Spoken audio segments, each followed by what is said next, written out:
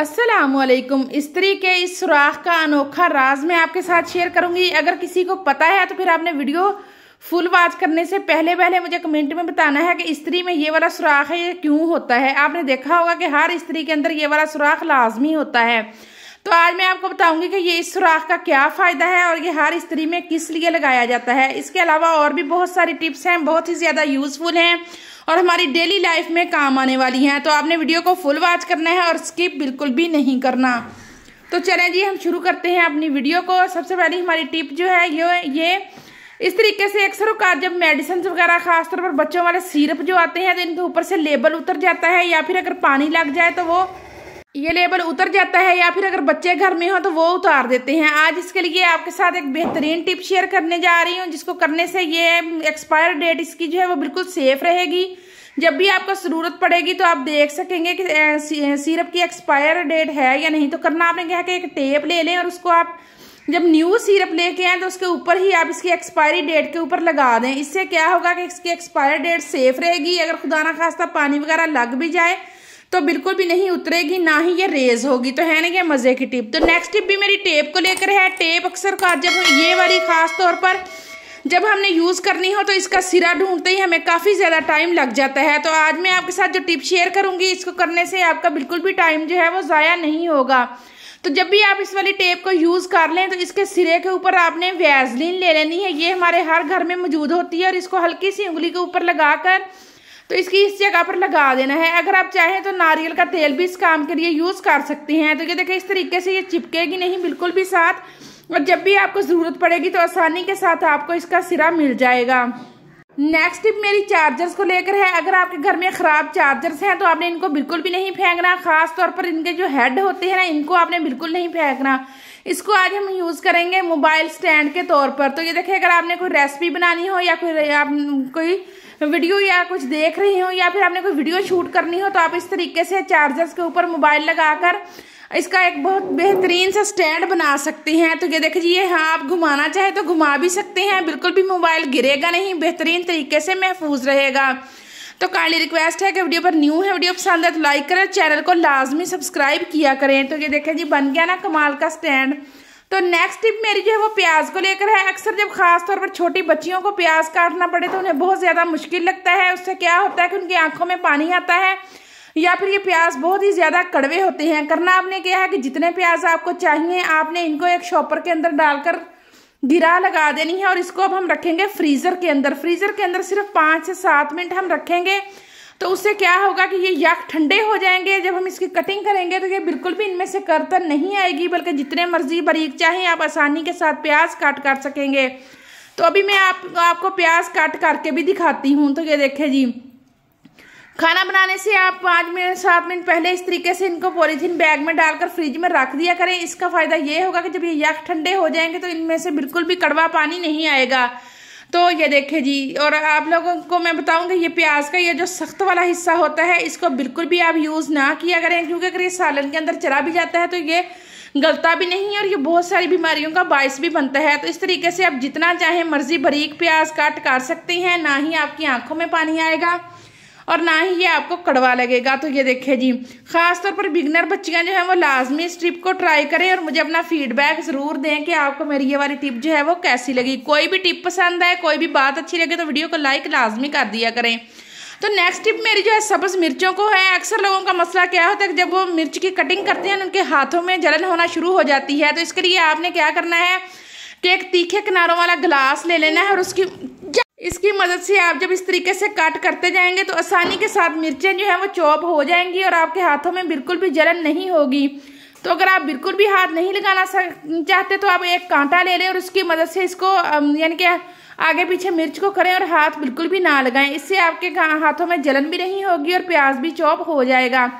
उसके अलावा एक बेहतरीन टिप है, अगर आप ताज़ा यानी कि लहसुन चॉप करके सालन में डालते हैं तो ये मिर्चें धोकर लहसुन में डाल दिया करें। जब लहसुन चॉप होगा तो साथ ही मिर्चें भी चॉप हो जाएंगी। तो ये देखें जी, इस तरीके से आप मिर्चों को बारीक चॉप कर सकते हैं। चलें जी, देख लेते हैं नेक्स्ट टिप को। नेक्स्ट टिप मेरी जो है वो चाय की पत्ती को लेकर है। अगर आप चाहते हैं कि चेक करें कि चाय की पत्ती में यानी कि असल है या नकल है, क्योंकि मिलावट आजकल हर चीज़ में पाई जाती है, तो इसका बेहतरीन तरीका ये है कि थोड़ी सी चाय की पत्ती आपने हाथ के ऊपर डाल लेनी है और थोड़ा सा आपने इसके ऊपर पानी डालकर उंगली की मदद से रब करना है। अगर तो ये यानी कि मिलावट वाली हुई तो आपकी उंगली को भी कलर आ जाएगा और आपकी हथेली भी कलरफुल हो जाएगी। लेकिन अगर ये खालिस होगी तो ये देखें बिल्कुल भी कलर आपकी हथेली के ऊपर भी नहीं आएगा और आपकी दूसरी उंगली के ऊपर भी नहीं लगेगा। तो आप देख सकते हैं कि इस चाय वाली पत्ती में मिलावट नहीं है और मेरा हाथ जो है वो बिल्कुल वाइट है, यानी कि बिल्कुल भी इसके ऊपर कलर नहीं आया। तो इस तरीके से आप चाय की पत्ती चेक कर सकते हैं। ये देखिए जी, नेक्स्ट मैं आपको बहुत ही ज़बरदस्त एक ऑर्गेनाइजर बनाना सिखाती हूँ। आपने करना क्या है कि एक शीशे की बोतल ले लें और उसके अंदर आपने चावल ऐड कर देने हैं, यानी कि हाफ आपने उस बोतल को जिसको आप इस ऑर्गेनाइजर के तौर पर यूज़ कर रहे हैं, हाफ आपने चावलों का कर लेना है और उसके ऊपर आपने थोड़ा सा पानी डाल देना है। पानी डालने के बाद ऊपर हम थोड़ा सा सरसों का ऑयल यूज़ करेंगे। ये देखिए इस तरीके से ये एक हम बहुत ही ज़बरदस्त कैंडल बनाने जा रहे हैं। अगर आपको किसी वजह से यानी कि कैंडल नहीं मिलती या कहीं आपको उस कैंडल की ज़रूरत होती है तो आप इस तरीके से यूज़ कर सकते हैं। तो अब हम इसके अंदर लगाएंगे 2 कॉटन बड। ये देखिए ये इतनी ज़बरदस्त मोमबत्ती बन के तैयार हुई थी कि काफ़ी देर तक ये चलती रही थी। बिल्कुल भी ऐसे नहीं लग रहा था कि जैसे ये मोमबत्ती ना हो। तो ये देखिए जी, इस तरीके से हम इसके ऊपर मैं आपको आग जलाकर दिखाती हूँ, बल्कि अभी मैं आपको क्लोज करके भी दिखाऊंगी कि कितने ज़बरदस्त तरीके से ये मोमबत्ती जो है ये जल रही है और काफ़ी देर तक ये जलती रही थी। तो अगर आपको ज़रूरत दोबारा से हो तो दोबारा आप कॉटन बड लगाकर इसको इस तरीके से जला सकते हैं। तो ये देखिए ये लग भी खूबसूरत रही है और ये देखिए मोमबत्ती का काम भी दे रही है। तो है ना ये मज़े और कमाल की टिप। ये एक बहुत ही ज़बरदस्त और खूबसूरत सा ऑर्गेनाइजर बनके तैयार हो गया है। तो नेक्स्ट टिप मेरी जो है वो नेल कटर को लेकर है। अक्सर नेल कटर जब हम यूज़ करते रहते हैं तो ये यानी कि इसकी ये वाली धार जो है ना वो ये तेज़ नहीं रहती। इसको तेज़ करने का तरीका आपके साथ शेयर कर रही हूँ। आपने खाली में एडिसन का रैपर ले लेना है और इस तरीके से आपने नेल कटर को इसके ऊपर दबाते जाना है, क्योंकि ये जो होता है ना सख्त सा होता है और इसके ऊपर जब आप इसको काटेंगे तो ये इसकी धार जो है ना बहुत ज़बरदस्त तरीके से तेज़ हो जाएगी। 5 से 7 मिनट तक आपने ये तरीका करना है और इसके बाद आप नेल कट करके देखिएगा, बहुत ज़बरदस्त तरीके से आपके नेल जो है वो कट हो जाएंगे। तो नेक्स्ट आइडिया मेरा जो है ये देखें इस्त्री को लेकर है। अब आप सोच रहे होंगे कि इस्त्री के इस वाले सुराख का राज क्या है, तो अभी मैं आपको बताती हूँ। इस्त्री के इस वक्त सुराख का राज ये है कि जब हम यानी कि खास तौर पर मर्दाना सूट इस्त्री करते हैं, इसकी ये जो फट्टी बनी हुई होती है इसके ऊपर जब हम इस्त्री करते हैं तो सारे ये वाले बटन जो है ना इसके अंदर सुराख के चले जाते हैं और इस्त्री के नीचे बिल्कुल भी नहीं आते। ये देखें दोनों साइडों पे ये वाला सुराख बना हुआ होता है।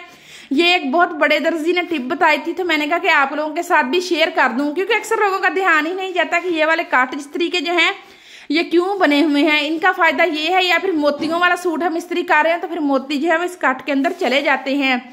तो नेक्स्ट टिप मेरी जो है वो आपने करना क्या है कि लहसुन ले लेना है और इसकी कलियां आपने अलहदा कर लेनी है। इसका भी बहुत ज़बरदस्त आपको यूज़ बताऊंगी कि किस तरीके से लहसुन के साथ आप अपनी चीज़ों को सेव कर सकते हैं, ख़ासतौर पर दालों को, चावल को या फिर गंदम वगैरह को। तो ये देखें जी, इस तरीके से कलियां आपने अलहदा कर देनी है, डंडी वगैरह इसकी निकाल देनी है और आपने ये वाली लहसुन की कलियां जो है इनको चावलों के अंदर मिक्स कर देना है। जब आप इसके अंदर मिक्स कर देंगे तो कोई भी सुंडी सुसरी वगैरह चावलों में नहीं लगेगी, क्योंकि लहसुन की महक जो है वो काफ़ी ज़्यादा तेज़ होती है, जो कि सुंडियों सुसरियों को बिल्कुल भी पसंद नहीं होती। तो ये देखें इस तरीके से करके आप रख लेंगे तो आपके चावलों में बिल्कुल भी सुंडी नहीं लगेगी। नेक्स्ट तरीका चावलों को सेव करने का ये है कि आपने नीम के पत्ते ले लेने हैं और इनको चावलों के अंदर मिक्स कर देना है, क्योंकि नीम के पत्ते भी बहुत ज़्यादा कड़वे होते हैं जिसकी वजह से सुंडियाँ वगैरह इससे दूर भागती हैं। तो ये देखिए जी, पुराने ज़माने में लोग चावल और गंदम को इसी तरीके से सेव करते थे कि चावल और गंदम के अंदर इसके नीम के पत्ते मिक्स कर देते थे। ये आम सा दरख्त और गली मोहल्लों में आसानी से मिल जाता है। तो ये देखिए जी, इसके अलावा अगर नीम के पत्ते भी आपके पास नहीं है तो आपने तेज़पात या दालचीनी इन चावलों में मिक्स कर देनी है।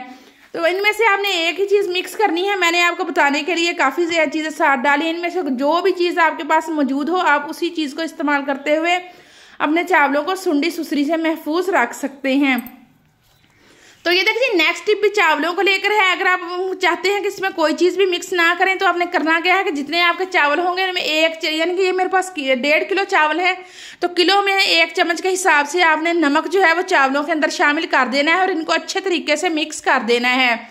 तो ये देखिए जी, जब आप आपने घबराना बिल्कुल भी नहीं है। जब हम चावलों को धोएंगे तो सारा नमक जो है वो चावलों में से निकल जाएगा। तो ये देखिए जी, इस तरीके से आपके चावल सेव भी रहेंगे और आप इनमें सुंडी सुसरी जो है वो बिल्कुल भी नहीं लगेगी। इसी तरीके से नेक्स्ट टिप मेरी जो, अगर आप चनों को महफूज करना चाहते हैं लंबे अरसे के लिए, तो इसके लिए आपने करना क्या है कि आपने हल्का सरसों का तेल ले लेना है और तमाम चनों के ऊपर अच्छे तरीके से लगा देना है। इससे भी आपके चने जो है वो बिल्कुल भी इनमें सुंडी वगैरह नहीं लगेगी। और बाकी दालें भी अगर आप सेव करना चाहें तो वो भी इसी तरीके से आप लोग एक धूप इनको लाजमी लगवा दिया करें, इनको कुछ भी नहीं होगा, बिल्कुल सेफ रहेंगी। तो ये थी मेरी वीडियो, अगर पसंद है तो लाइक करें। मुझे दें इजाजत, अल्लाह हाफिज, बाय बाय।